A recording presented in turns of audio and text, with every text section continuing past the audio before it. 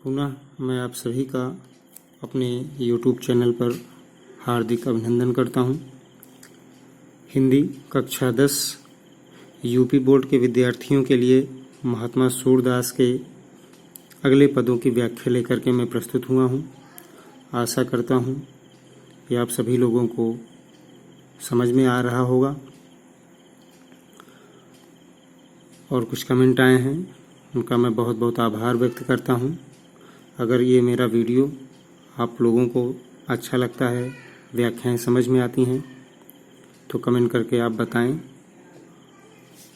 और लाइक और सब्सक्राइब भी करें। तो आइए चलते हैं महात्मा सूरदास जी के दूसरे पद पर। अविगत गति कछु कहत न आवे, जो गूंगे मीठे फल को रस अंतर्गत ही भावे। परम स्वाद सबहि सुनिरंतर, अमित तोष उपजावे। मन वाणी को अगम अगोचर, सो जाने जो पावे।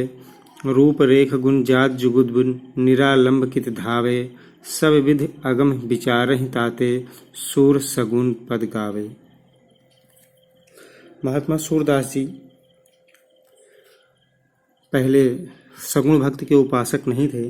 पहले ये नीति और विनय के पद गाया करते थे। वल्लभाचार्य जी के मिलने के बाद ये कृष्ण काव्य की रचना करने लगे, उनके शिष्य बन गए और दैन्य भाव की भक्ति छोड़ करके भगवान श्री कृष्ण की सखा भाव की भक्ति को इन्होंने स्वीकार किया। सूरदास जी अष्टछाप के कवियों में श्रेष्ठ हैं। ये अष्टछाप क्या है? अष्टछाप वल्लभाचार्य के पुत्र गोस्वामी विट्ठलनाथ जी ने 8 कवियों के समूह को कृष्ण की भक्ति को प्रचारित और प्रसारित करने के लिए बनाया था। इसे ही अष्टछाप कवियों का समूह कहा जाता है।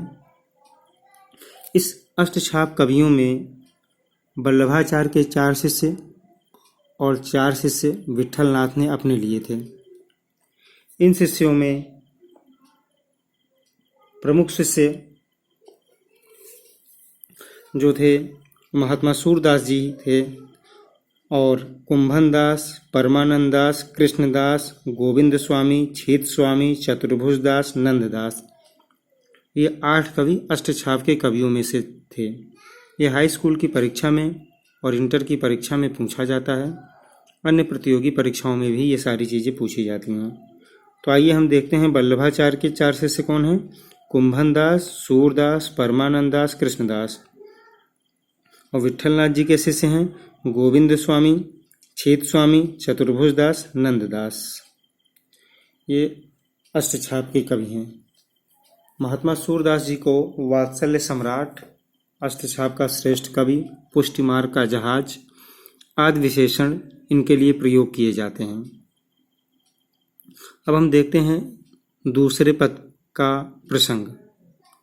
प्रस्तुत पद में महात्मा सूरदास जी ने निर्गुण भक्ति का खंडन किया है और सगुण भक्ति का समर्थन किया है। क्योंकि मैंने पहले बताया कि पहले ये विनय के पद गाया करते थे, लेकिन बाद में ये सगुण भक्ति कृष्णाश्रयी शाखा में आ गए, तो इनको दोनों भक्तियों का अनुभव था और इन्होंने सगुण भक्ति को आसान बताया है। तो आइए देखते हैं शाब्दिक अर्थ। अभिगत गति, अभिगत गति जिसके विषय में कुछ जाना नहीं जा सकता। कछु माने कुछ कहत ना आवे, कहते हुए ना आवे, नहीं बनता है। ज्यों गूंगे मीठे फल को, ज्यों जैसे गूंगा मीठे फल को, मीठे फल को रस माने उसका आनंद अंतर्गत ही भावे। महात्मा सूरदास जी कहते हैं कि निराकार ब्रह्म के विषय में कुछ कहते हुए नहीं बनता है। जिस तरह गूंगा मीठे फलों का रसास्वादन करता है अंतर्गत माने हृदय में ही, और वो किसी को इसका आनंद बता नहीं सकता, ठीक इसी प्रकार निराकार ब्रह्म है जो इनकी आराधना करके इनको प्राप्त कर लेता है, इनका आनंद ले लेता है। वह इसका वर्णन वह किसी से कर नहीं सकता है, जबकि हम कृष्ण भगवान के रूप, सौंदर्य, बाल लीलाओं का वर्णन कर सकते हैं। परम स्वाद, परम स्वाद अत्यधिक आनंद, सबही सुनिरंतर, सभी मतलब सभी, सु माने सु सुंदर, निरंतर माने लगातार, अमित माने असीम, तोष माने आनंद, उपजावे मतलब उत्पन्न करना। मन वाणी, मन और वाणी से अगम, जहाँ पहुँचा नहीं जा सकता, अगोचर, जिसे देखा नहीं जा सकता, सो जाने, जो जानता है, जो पावे, जो इसको जानता है कठिन साधना से वही पा सकता है।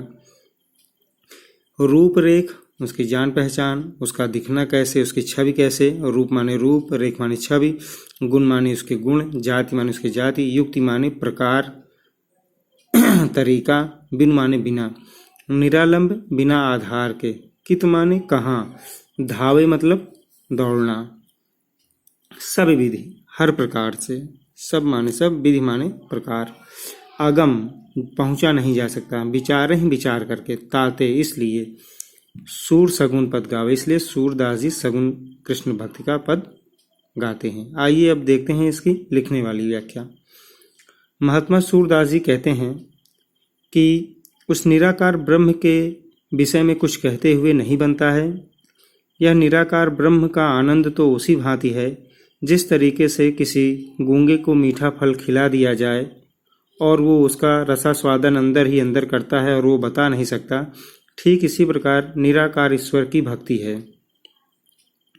निश्चित रूप से यह निराकार ईश्वर असीम आनंद को लगातार देने वाला है, आनंद को उपजाने वाला है, लेकिन ये मन और वाणी से अगम और अगोचर है।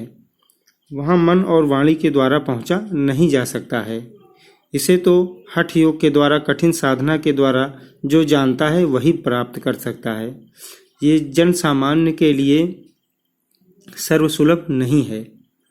ना तो इनका कोई रूप है, ना तो इनकी कोई छवि है, ना इनका कोई गुण है, ना तो इनकी कोई जाति के विषय में पता है, या किस प्रकार से इन्हें प्राप्त किया जाए ये भी सही नहीं पता है। तो बिना आधार के मैं निराकार ईश्वर को ढूंढने के लिए कहाँ तक दौड़ता फिरूं। इसीलिए हर तरीके से यह मैंने विचार किया कि निराकार ब्रह्म तक पहुँचना संभव नहीं है।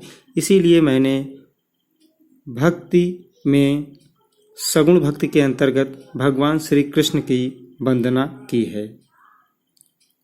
अब हम देखेंगे काव्यगत सौंदर्य। काव्यगत सौंदर्य में देखेंगे प्रस्तुत पद में सगुण भक्ति के माध्यम से निर्गुण भक्ति को पराजित किया गया है। भाषा सुंदर साहित्यिक ब्रज भाषा, रस शांत रस, छंद पद और शैली मुक्तक। अब आइए तीसरे पद पर चलते हैं। किलकत कान घुटुरियन आवत। किलकत कान घुटुरियन आवत, मणिमय कनक नंद के आंगन, बिंब पकड़बे धावत।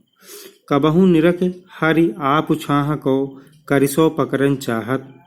किलक हसत राजद्वय दतिया, पुण्य पुण्य तिहि अवगाहत। कनक भूमि पर कर पग छाया, यह उपमा इक राजत। करिकर प्रतिपद प्रतिमन वसुधा, कमल बैठकी साजति। बाल दशा सुख निरख यशोदा, पुण्य पुण्य नंद बुलावत। अचरा तरले ढाक सूर के, प्रभु के दूध पियावत। महात्मा सूरदास जी ने यहाँ भगवान श्री कृष्ण की बाल लीला का वर्णन किया है, उनकी बाल सुलभ चेष्टाओं का वर्णन किया है। आइए देखते हैं इसका प्रसंग होगा। प्रस्तुत पद्य में महात्मा सूरदास जी ने भगवान श्री कृष्ण की बाल सुलभ चेष्टाओं का वर्णन किया है, जो माता यशोदा को बड़ा ही हृदय ग्राह्य है। किलकत कान घुटुरियन आवत। किलकत किलकारी मारना, कान माने कृष्ण, घुटुरवन माने जान उपाणी करते हुए। हाथ और पैरों के बल जो छोटे बच्चे चलते हैं उनको घुटुरवन कहते हैं और उसे जान उपाणी भी कहते हैं। आवत मतलब आना। मणिमय, मणिमय मणियों से सजे। कनक माने सोना, नंद के आंगन, उस नंद के आंगन में जो सोने से निर्मित है और मणियों से सुसज्जित है, उस आंगन में भगवान श्री कृष्ण हाथ और पैरों के बल घुटुरवन चले आ रहे हैं। और बिंब पकड़बे धावत। बिंब माने परछाई, पकड़बे माने पकड़ना, धावत मतलब दौड़ते हैं, अपनी ही परछाई को पकड़ने के लिए दौड़ते हैं। कबहू निरख, कभी वे, निरख माने देखना, हरि मतलब कृष्ण, आप माने स्वयं की, छाह मतलब परछाई को, कभी वे अपनी ही परछाई को देख करके, करि माने हाथ, सौ पकड़न चाहत, हाथ सो माने से पकड़न मतलब पकड़ना, चाहत मतलब चाहते हैं। कभी वे हाथ से ही अपनी परछाई को पकड़ना चाहते हैं। किला की हंसती, किलकारी मार के हंसना। राजत माने सुशोभित होना। द्वय माने दो, दतिया माने दांत। जब परछाई को पकड़ते हैं तो किलकारी मार के हंसते हैं और हंसने से उनके आगे के दो दांत पुनि पुनि बार बार, तिह माने तिह, अवगाहत मतलब दिखाई देना, झलकना। तो जैसे वो दिखाई देते हैं तो यह सुंदरता बड़ी ही शोभायमान और मन को मोहित करने वाली है। कनक माने सोना, भूमि माने भूमि, पर माने पर, कर माने हाथ, पग माने पैर, छाया माने छाया, हाथ और पैरों की परछाई। यह उपमा एक राजत। यह उपमा तुलना या समानता। हम सभी जानते हैं कि उपमा का अर्थ तुलना या समानता होता है। यह एक अलंकार भी है। उपमा अलंकार किसे कहते हैं? जब किसी वस्तु की तुलना किसी जगत प्रसिद्ध वस्तु से की जाती है तो वहाँ उपमा अलंकार होता है। उपमा अलंकार के 4 अंग होते हैं: उपमेय, उपमान, साधारण धर्म और वाचक शब्द। उपमेय किसे कहते हैं? जिसकी तुलना की जाए उसे उपमेय कहते हैं, जिससे की जाए उसे उपमान कहते हैं, जिस कारण की जाए उसे साधारण धर्म कहते हैं और जिस शब्द से की जाए उसे वाचक शब्द कहते हैं। जैसे मैं कहता हूँ कि राधा का मुख चंद्रमा की तरह सुंदर है, तो राधा का मुख उपमेय, चंद्रमा उपमान, सुंदरता साधारण धर्म, तरह वाचक शब्द है। तो यह एक उपमा एक राजती ऐसे लगती है: करी करी, करी करी, हाथ हाथ पर, प्रतिपद प्रत्येक पैरों पर, प्रतिमन प्रत्येक मणियों पर, वसुधा माने पृथ्वी, कमल बैठी साजत कमल को सजा दे रही है, बाल दशा वो बाल सुलभ चेष्टा, सुख उस सुख को, निरख माने देख करके, यशोदा माने यशोदा मैया, पुनि पुनि बार बार, नंद बुलावत नंद को बुलाती हैं देखने के लिए, अचरा तरले ढाक। और तत्पश्चात भगवान श्री कृष्ण को अपने आंचल के नीचे ढक करके सूर्य के प्रभु का दूध पियावत और सूर्य के ईश्वर भगवान श्री कृष्ण को वो पैपान दुग्धपान कराने लगती हैं। अब हम देखते हैं इसकी लिखने वाली व्याख्या। महात्मा सूरदास जी कहते हैं कि भगवान श्री कृष्ण किलकारी मार करके हाथ और पैरों के बल नंद के सोने से निर्मित और मड़ियों से सुसज्जित आंगन में अपनी परछाई को पकड़ने के लिए दौड़ रहे हैं।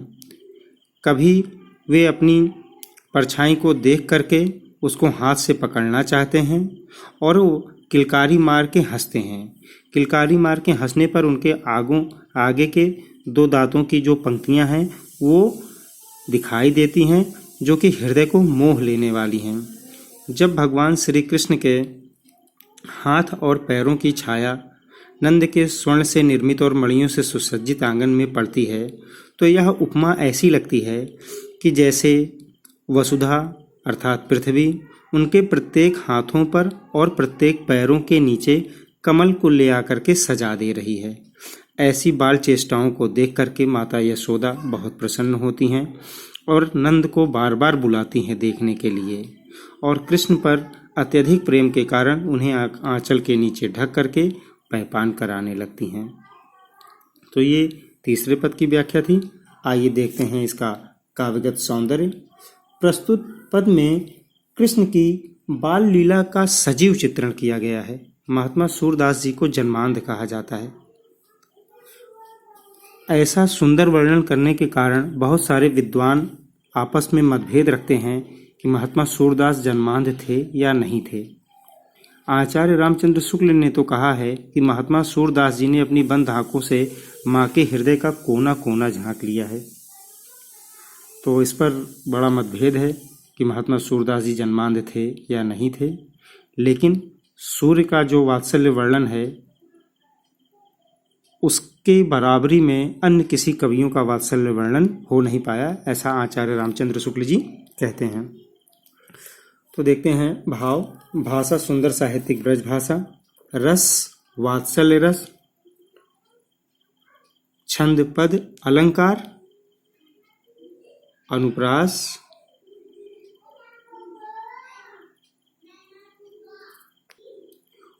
उपमा अब हम देखते हैं कि धावत आहत एक जैसा तुकांत होने के कारण अंत्यानुप्रास होता है, इसीलिए अनुप्रास। तो ये महात्मा सूरदास जी के तीसरे पद की व्याख्या। अब हम चलेंगे महात्मा सूरदास जी के चौथे पद पर। मैं अपनी सब गाय चरई हूँ, प्रात होत बल के संग जई हूँ, तेरे कहे न रही हूँ। ग्वाल बाल गायन के भीतर नैको डर नहीं लागत, आज न सोऊं नंद दुहाई, रैन रहूँगे जागत। और ग्वाल सब गाय चरई हो, मैं घर बैठे रही हूँ, सूर श्याम तुम सोई रहो, अब प्रात जान में दे हूँ। यहाँ पर भगवान श्री कृष्ण माता यशोदा से अपनी गायों को चराने जाने के लिए जिद करते हैं कि मैं भी सभी ग्वाल बालों के साथ अपनी गाय चराने जाऊंगा। भगवान श्री कृष्ण अभी बहुत छोटे हैं, इसीलिए माता यशोदा उन्हें नहीं जाने देती हैं, लेकिन आज भगवान श्री कृष्ण जिद कर रहे हैं। उसी बाल हट का वर्णन यहाँ पर है। तो प्रस्तुत पद में प्रसंग है, प्रस्तुत पद में भगवान श्री कृष्ण के बाल हट का वर्णन किया गया है गाय चराने के लिए। मैं मतलब स्वयं के लिए, अपनी मतलब अपनी सब गाय चरई हूँ, सभी गायों को चराने जाऊंगा। प्रात होत बल के संग जई हूँ। प्रात माने सुबह, होत माने होते ही, बल माने बलदाऊ भैया के, संग माने साथ में, जय हूँ मतलब जाना। तेरे कहे न रही हूँ, तेरे मतलब तुम्हारे, कहे मतलब कहना, ना माने नहीं, रही हूँ मतलब रहना, कि आपके कहने पर अब मैं रुकूंगा नहीं। ग्वाल बाल सब गाय चरई हैं। ग्वाल बाल जो वहाँ के लड़के हैं, गायन और गायों के, भीतर मतलब साथ में, उनके साथ में, नैको माने तनिक भी नहीं, डर नहीं लागत, तनिक भी डर नहीं लगता ग्वाल बाल और गायों के साथ। आज न सोऊं, आज नहीं सोऊंगा, नंद दुहाई, नंद की कसम खा करके कहता हूँ, दुहाई मतलब कसम। रैन माने रात, रहूंगो रहना, जागत मतलब जागना, कि हे माँ आज मैं रात भर जागता रहूँगा, मैं नंद बाबा की दुहाई देता हूँ और मैं आज सोऊंगा नहीं। किस लिए कि मैं सो करके सुबह उठता हूँ तो सब गाय चराने चले जाते हैं, मैं घर में ही रह जाता हूँ, ऐसा इसलिए ये कह रहे हैं। ग्वाल बाल सब गाय चरई हैं, जितने ग्वाल बाल हैं वो सब गाय चराने जाएंगे। मैं घर बैठे रही हूँ और मैं घर पर बैठा रहूँगा नहीं माँ, मैं भी गाय चराने जाऊँगा। सूर श्याम, सूरदास जी कहते हैं कि माता यशोदा कह रही हैं, श्याम हे कृष्ण तुम सोई रहो, अब तुम सो जाओ, प्रात जान में दे हूँ, मैं सुबह तुमको गाय चराने के लिए जाने दूंगी। अब हम देखेंगे इसकी लिखित व्याख्या। महात्मा सूरदास जी कहते हैं कि भगवान श्री कृष्ण माता यशोदा से जिद करते हुए कहते हैं कि हे माँ, मैं अपनी सभी गायों को चराने जाऊंगा। जैसे सुबह होगी मैं बलदाऊ भैया के संग गाय चराने जाऊंगा और आपके कहने पर भी अब मैं नहीं रुकूंगा। हे माँ, ग्वाल बाल और गायों के साथ तनिक भी डर नहीं लगता है, इसलिए तुम्हें चिंता करने की कोई आवश्यकता नहीं है। हे माँ, आज मैं बिल्कुल नहीं सोऊंगा और सारी रात जागता रहूंगा, ऐसा मैं नंद बाबा की दुहाई दे करके कह रहा हूँ, क्योंकि मैं सुबह उठता हूँ तो सब गाय चराने चले गए रहते हैं और मैं घर में ही रह जाता हूँ। माँ तुम ही बताओ, और सारे ग्वाल बाल जो हैं वो गाय चराने जाएंगे और मैं घर में बैठा रहूंगा? नहीं माँ, मैं भी गाय चराने जाऊंगा। महात्मा सूरदास जी कहते हैं कि माता यशोदा भगवान श्री कृष्ण से कहती हैं कि हे श्याम तुम सो जाओ, जैसे सुबह होगी मैं तुमको गाय चराने के लिए भेज दूंगी, जाने दूंगी। अब देखते हैं काव्य सौंदर्य। भाव, बड़े ही सहज भाव से भगवान श्री कृष्ण के बाल हट का चित्रण किया गया है। भाषा सुंदर, साहित्यिक, सरल ब्रज भाषा। रस वात्सल्य रस, छंद पद और अलंकार अनुप्रास। अब चलते हैं पांचवें पद पर।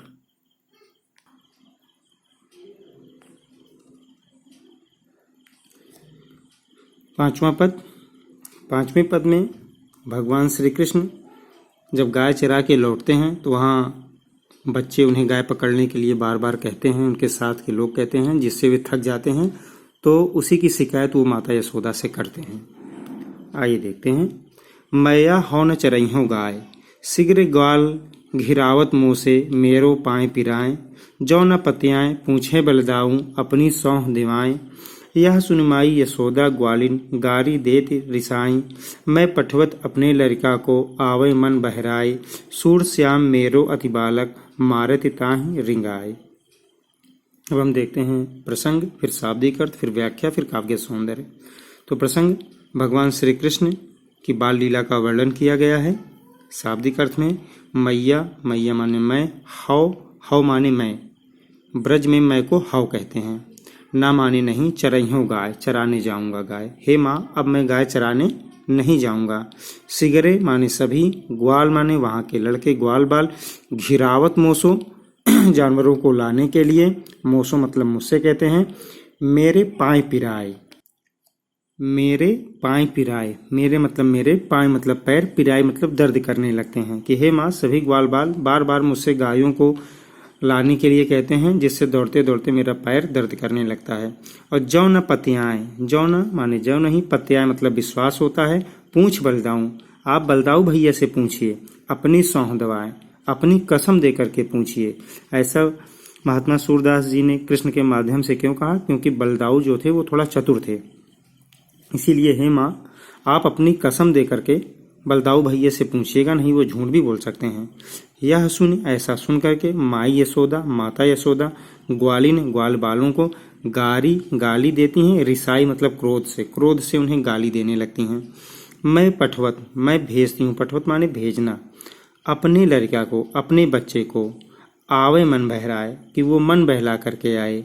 सूर श्याम, सूरदास जी कहते हैं श्याम माने कृष्ण, मेरो अति बालक, कि मेरा यह छोटा बालक, मारत माने परेशान करना, ताहि रिगाए, रिगाए माने दौड़ाना, कि दौड़ा दौड़ा करके थका दे रहे हैं, परेशान कर दे रहे हैं। अब आइए देखते हैं इसकी लिखित व्याख्या। महात्मा सूरदास जी कहते हैं कि भगवान श्री कृष्ण माता यशोदा से कह रहे हैं कि हे माँ, अब मैं गाय चराने नहीं जाऊंगा। वहाँ के सारे ग्वाल बाल जो हैं वो मुझी से बार बार गायों को लाने के लिए कहते हैं, मुझे ही बार बार दौड़ाते हैं, इससे मेरे पैरों में दर्द होने लगता है। हे माँ, अगर आपको विश्वास नहीं हो रहा है तो आप बलदाऊ भैया से पूछ लीजिए, लेकिन अपनी कसम दिला करके पूछिएगा, क्योंकि बलदाऊ भैया बहुत चतुर हैं। ऐसा सुन करके माता यशोदा क्रोधित हो जाती हैं और वो ग्वाल बालों को गाली देने लगती हैं। गाली देते हुए वे कहती हैं कि मैं अपने बच्चे को थोड़ा सा मन बहलाने के लिए वहाँ भेजती हूँ और ये मेरे बालक को दौड़ा दौड़ा करके परेशान करते हैं। अब हम देखेंगे काव्य सौंदर्य। काव्य सौंदर्य में भाव बदलते हैं, रस बदलते हैं, लेकिन अधिकतर भाषा एक पाठ के अंतर्गत वही रहती है। तो देखते हैं भाव। बड़े ही सहज भाव से बालक कृष्ण ने अपनी माता से अन्य ग्वाल बालों की शिकायत की है, जो कि बड़ा ही सहज प्रतीत होता है। भाषा सुंदर साहित्यिक ब्रज भाषा, रस वात्सल्य रस, छंद पद और अलंकार अनुप्रास।